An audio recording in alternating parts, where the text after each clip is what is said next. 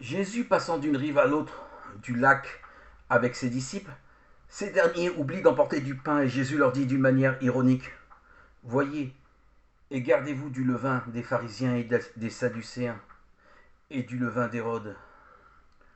Marc 8, verset 15, Matthieu 16, verset 6. Ils n'ont pas tous saisi l'allusion à la doctrine des pharisiens quand il leur parle du ferment.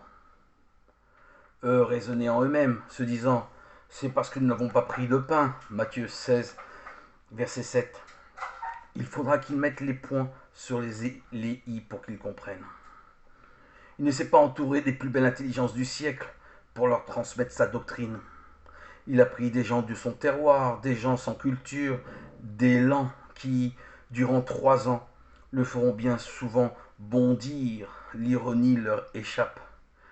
Les allusions les plus claires, ils ne les saisissent pas. Il les met en garde contre le levain des pharisiens. Et eux pensent qu'il leur reproche d'avoir oublié de prendre du pain pour le voyage.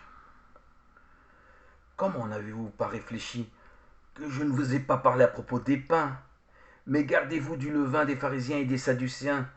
Alors ils comprirent qu'il ne leur avait pas dit de se garder du levain des pains, mais de la doctrine des pharisiens et des sadducéens.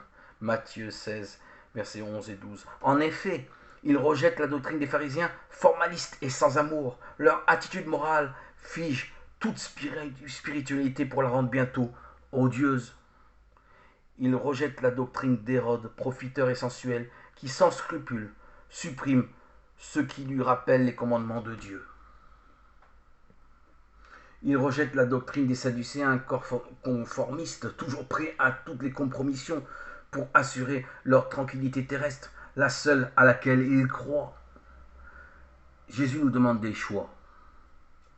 À nous de transformer nos mentalités et de savoir rejeter les erreurs des multiples systèmes de pensée qui régissent ce monde.